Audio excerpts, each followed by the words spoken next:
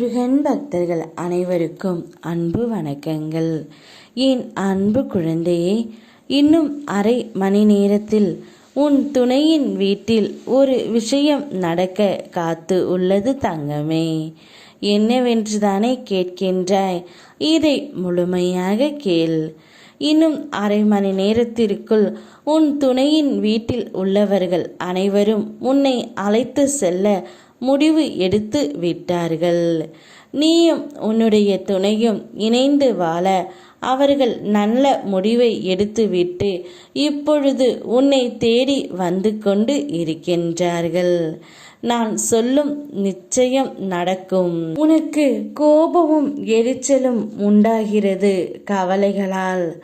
நீ எல்லாமே அறிவாய். எந்த ஒரு நிகழ்வும் ஏன் நடக்கிறது என்பதையும் நீ அறிவாய்.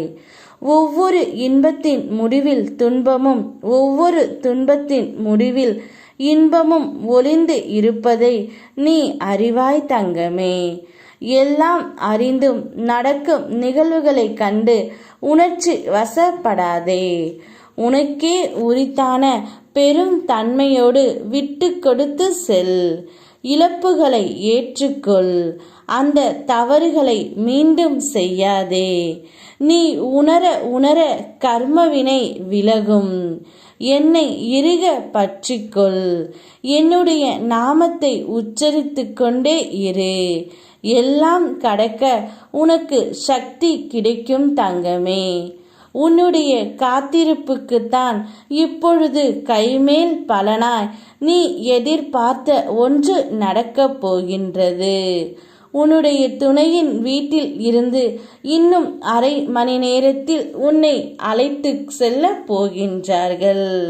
இந்த வாக்கினை படிக்கும்போது இருந்தே உனக்குள் ஒரு உற்சாகம் தொற்றிக்கொண்டால் அது நிச்சயம் உனக்கு நடக்கப் போகின்றது என்ற அறிகுறிதான் தங்கமே.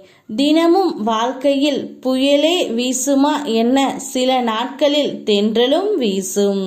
இப்போது உன்னுடைய வாழ்க்கையில் தென்றல் வருடி செல்வது போல நீ நினைத்தது நடந்து உன்னை மகிழ்ச்சி கொள்ள வைக்கும்.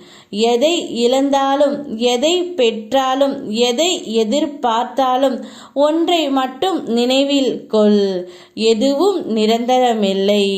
உன் முக சோகத்தை காண நான் வரவில்லை. உன் சோகத்தை மாற்றி மகிழ்ச்சி தரவே நான் வந்திருக்கின்றேன். சந்தோஷத்தை வரவேற்க சந்தோஷமாக காத்து கொண்டு இரு.